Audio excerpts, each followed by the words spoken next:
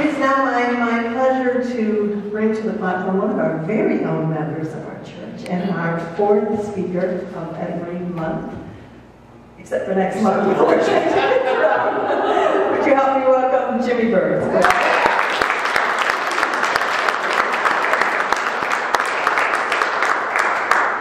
Yes, David has come up, so I will be the second speaker next time. All right. Good morning. Good morning. Thank you again. Yay. Oh, I just have to acknowledge, I love the support that you guys are giving me. May I just say that? It's just wonderful to allow me to grow and to speak and move on, and the support that we have amongst each other. Donna called this morning. You know, we talked about that one song? Yeah. Another song came. I trust you. It's wonderful. And it was beautiful. You were right. It was perfect. Because we're talking about seasons. As you know, the book of the month this month was transitions. Change. What's the difference between change and transitions? And I had to laugh. You know, things are changing in the sanctuary here, and some people are saying, that doesn't go there. It just goes there. So you went with the change, but you didn't go with the transition. We need to decide a recap so everybody knows where we're at, and then we'll move on, because the support I was initially speaking of was the speakers, we turned to Sue our affirmation and our title 10 days before, so now we can start working on the music. And so I turned in my title a week ago Wednesday, and the affirmation, and then I was here last week and heard Janine, Reverend Janine, and I went, whoa, that's exactly what I was doing. And I told Donna, I went, and she went, trust. I went, what? She went, obviously that came to you, because it did. Donna, it's funny, but the other Donna, it's learning to trust, and that's why today's title is Let Go, Trust God, because to me it's more of an active situation. I already told Donna I trust her, and Donna told me to trust my instincts, trust my meditation, and which is true. And the reason I mentioned Donna was because I do all the preparation I can. I put all the information I can together, and I come up, and then I say, Father, Mother God, please, I'm here to serve you. It's not about me. Help me. What would you like me? And it seems to be what works for me is then I do that at the end of the night, and then I go to sleep or head to bed. You don't even know what I was doing. So Donna sleeps sound, man. Anyway, one time she woke up, she looked over, and I have a legal pad, and I'm writing in the dark, and she just starts laughing. What are you doing? Nothing. Got a note from God. And so that's what I'm talking about today, is trusting God. If we say let go, let God, for some reason, sometimes, at least in this transition chapter of our speaking, it felt a little too passive. And for me, trusting God was a little more active, a little more trust God. Let him, her, do what she needs to do. So just to recap so everybody's on the same page, transition is compared to change. Change is situational. Change is what's happening, and we just deal with it, and it's not a big thing in the sense of, as compared to transition, where it's an internal thing. It's how you re-identify yourself, you reorganize yourself, you grow with it. And the song was perfect because a statement that came from Henri Bergson, some French philosopher. Anyway, to exist is to change is to mature is to go on creating oneself endlessly. Create over and over endlessly, and that's what the change, and that's where the transition comes from. It's not what happens to us, it's how we react or respond to what is happening. It's how we think about it, it's how we speak about it, it's how we react to it. And that moves us on, or we don't move on. We have a choice to make. We could just stay there and complain and, other words I want to say but we shouldn't say in church, editing, and just kvetch. I believe there you go. That's a good one. Acceptable. Or you can actually take it in, make a transition, re-identify, reorganize. The thing that pops in my head is when my mom made her transition. I loved the role of being her son. And I was very comfortable in that, and I was very good at it. I was. It was one of the successful roles in my life. But then she made a transition. Well, I had to make a transition. I am no longer an active son. And it was just that re-identification and letting that process go. So what I want to do today is focus on the three phases, one of the phases of the three phases that the book talks about again. So we're on the same page. There's the ending, all transmissions. Yeah, we're talking about transmissions today. All transitions start with an ending, which is ironic, is it not? Start with an ending. They start with an ending, and then there's a neutral zone, a neutral phase, and then there's the new beginning. And I'm going to focus on the neutral zone today. Or the reason the song was perfect, she talked about seasons going around, and I read somewhere, if you look at these same phases, instead of calling them the ending, the neutral, the beginning, what if you use seasons? Fall, winter, spring. I'm going to focus on the winter. Because I believe we all are very familiar with fall. The leaves fall, the grass stops growing. By the way, when I first moved down here, I was teaching elementary school. And for you Californians, you native Californians, coming from Omaha, Nebraska, one of the most difficult lessons I had to get across to my fifth graders were growing seasons. In Nebraska, in the Midwest, most of the rest of the country, there is a springtime when things blossom, flowers grow, sprouts sprout. There's a summertime, there's a fall, you harvest, you put it away, and then there's a winter when things stop growing. And the kids could not understand that the grass didn't grow in Nebraska. They could not. What do you mean? It doesn't grow. Well, what's it do? It freezes, or it just dies.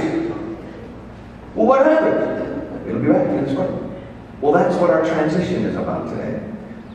Making sure that we take care of unfinished business. We want to move forward. If we decide to just sit and kvetch and complain or not move and just get frustrated, we're going to hold on to that energy. And I love how Reverend Janine always brings us back to our energy and how our vibration. And if we hold on and fight the change, it blocks our energy. And we hold on to that energy. And we stifle ourselves. We get in the way of ourselves. And we can't attract. And we're not flowing. We're not in the flow. We're fighting it. And there's so many ways we carry on with business that we haven't finished, whether it's avoidance. We love the avoidance, don't we? Denial. We love to just hold on to it and complain. I'm moving on. Let's get to the winter. That's where I want to be. Because our culture, Donna and I were talking on the phone. Our culture is supposedly civilized and moving ahead and all that stuff, and we've lost some wonderful things in our culture. The landmark transitions that children used to have or adults used to have, and if you talk about the primitive culture where they used to take a boy away from the village and they would make him survive on his own and drop him in an unfamiliar place, and then he would come back and he's a man now. And everybody knew it, and he knew it, and everybody recognized it. May I talk about briefly the Red Rose ceremony? Apparently, there was a friend's daughter was getting her period, and instead of all the trauma and all the embarrassment and all, they had a Red Rose ceremony for her. Welcome to womanhood. Welcome. How wonderful is that? Graduating from high school can change. It's like our culture doesn't want to be quiet anymore. We just hear the noise. iPads, iPhones, iPods, I give up. You see people waiting for dinner, and they're with a date, they're with a couple, and they're all just playing games. They're not even communicating with each other. They're just playing. Or you see people at dinner, and they're young people particularly. I wouldn't have known this because I have no children of myself, but a nephew of mine who is now 23, he can't pick up the phone. But if I text him, it's right back. Apparently this lack of communication, what is happening to our culture? And I'm just saying, It's like we don't even want to be quiet, and that's what I'm talking about, the winter. That's where the natural growing process is. The wonderful transition that we can always go back to, that we can always reflect on, is the caterpillar becoming the butterfly. The caterpillar becoming the butterfly, as you know, it goes in its chrysalis. Did I pronounce that correctly? Ooh, the cocoon. That was a big time word for it. Anyway, it goes into the cocoon, and many wonderful things happen in the cocoon. And I read that scientists really don't even understand exactly what's happening in the cocoon even today. But the caterpillar comes out and can fly, and it may be a monarch butterfly. This is where I want to make the parallel for today. If you try to help the caterpillar come out of its cocoon, if you break it so they have to break out, you impede its progress. You actually impede its potential. It cannot fly. It needs to do it on its own. It has a growing that it has to do on its own. Don't help me here. You're not going to help me. And that is how I'm comparing our winter, our own cocoon, our time of going into, whether it's a change, and we want to make it a transition, whether it's a minister leaving, whether it's a spouse, whether it's a job, whether it's a death. We have our own winter. And that's where we come to terms with it ourselves. And that's where we grieve. And that's where we grow. And that's where we reflect. I read this article, fell into my hands. I'm using the word epidemic. It's almost like we have an epidemic right now of antidepressants. Antidepressants are now the #1 prescribed drug for adults under 60. And I'm not saying antidepressants shouldn't be used at any time, but this fascinated me when I was talking about our culture and the noise and how we just keep busy with reality TV and music. People are so afraid of feeling, or they don't want to feel. 57% of all people being treated for depression are on medication. 11% of people being treated for depression are actually going to therapy and actually counseling. Counseling used to be a big thing. It used to be you talk it out. Ruminate. I had to look up the word ruminate to make sure I knew what they were talking about.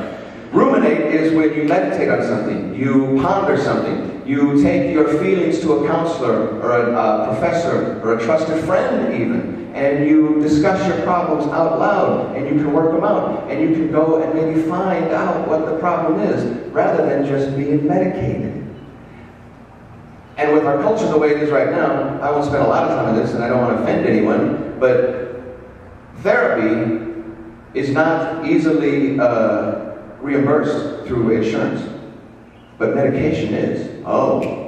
Medication is very easily. So doctors have also learned in the 45 to 60 minutes it would take for me to actually counsel a patient or to work with a patient, it only takes 15 minutes to prescribe medication. So I can deal with 3 or 4 patients at the time that I can deal with one, and the insurance money's coming in. So you get caught up in that, in the fad, in the culture, in the easy way. People are looking for such an easy fix. Go into the winter zone. Feel and work on it. The case study in this article was there was a woman who was 51 years old. She was already on antidepressants for whatever reason. She had some anxiety. And her husband died, tragically, suddenly in an accident. And she was upset. And she wasn't upset that he died. She was upset that she wasn't feeling her grief. She wasn't feeling. She said, I was going through this process and I was feeling rather hollow. And against the orders from her doctor, in two months later, she was just so frustrated, she weaned herself off the antidepressants. And obviously she hit bottom. And she felt the grief. And she took a leave of absence from her job so she could actually deal with this. But this was her winter. This was her cocoon. This is how we grow. And she actually pulled away and grieved her husband. And in the process, started focusing on what her anxiety problem was. And she came through it. Because the provocative, the theory here is that depression really an illness? Is depression just like a physical injury that's saying, I'm getting your attention, something's wrong, you're sad, fix it. What's going on? To me, that's our winter, we can process on it. She had the best quote, because we're talking about growing. I felt I had a choice to take antidepressants to just get through the day, or to stop and potentially grow and learn. And isn't that what we're talking about? Growing and learning, making transitions, moving on, recreating ourselves.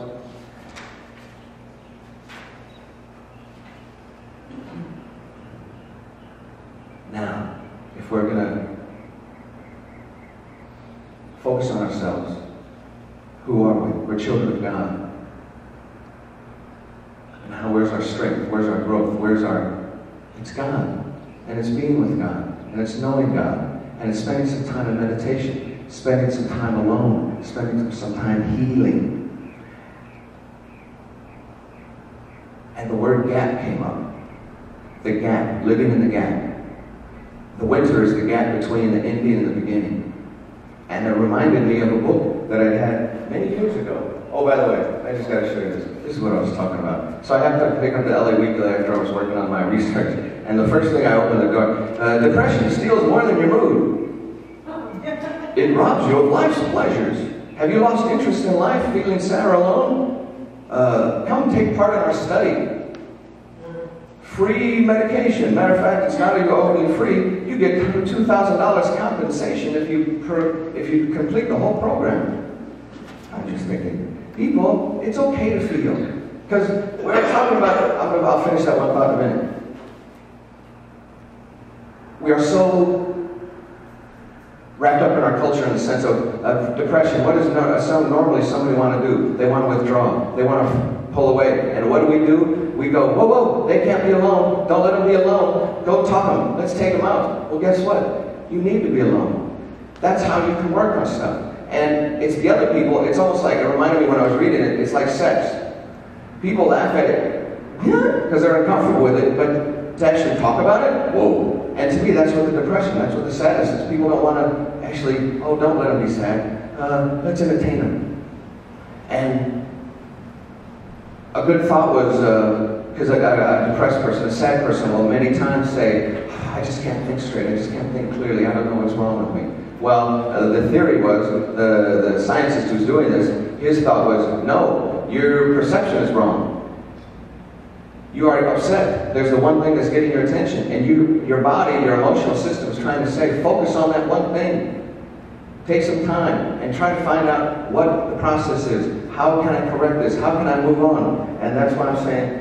It reminded me of a book from Dr. Wayne Dyer that I had many years ago that I needed to spend more time with, apparently. It's called Getting in the Gap. It's about spending time knowing God on a conscious level, getting in the gap. When he's referring to the gap, he's referring to the space between our thoughts and getting in those spaces, and that's where we can know God. And it was funny because then another phrase popped into me. Music is the spaces between the notes. That's what makes music, is the spaces between the notes. Well, we need to exercise our space, exercise our winter, and we can find our strength, we can find our guidance if we go between the gaps in our thoughts. We have 60,000 thoughts a day. 60,000 thoughts a day. Not very narrow, they're very narrow gaps in there. We need to open the gaps. If we can get our thoughts down to 20,000 and focus more on what we're thinking, and we can spend more time in the gap. And taking time and knowing God consciously. So that's all I'm trying to say today. Don't be so afraid. Trust God. Let go and trust God. Trust in a natural process. I gotta say it. I started it. My experience, the reason maybe this was so close to me was because I believe depression runs through my family. My grandfather committed suicide. My mother attempted suicide. And I was really close to it. And I've spent time in therapy. And I know how people are afraid of it. And they don't want to deal with it. Or, matter of fact, I didn't even find out, here's confession, I didn't even know my grandfather killed himself until after my father passed away from a heart attack, because my dad never wanted to talk about it. And I was so surprised. I felt like, hey, I was out of the loop. And that's nice to know. And I was part of, I've had therapy after the first divorce, and then most recently, group. And what I'm trying to say is there's no broad brush. There's no example of, it takes you a month, it takes you 3 weeks, it takes you 6 months. Everybody has their own time schedule. When we were in group, someone would start to break down, someone would start to deal with something. It was so difficult to learn not to touch them, not to hold them, not to comfort them, because the therapist was saying they're coming to groups with what they need to feel. And if you distract them, you take them out of it. So I'm saying, I hope I'm saying something that's clear to you. We're all on our own journey.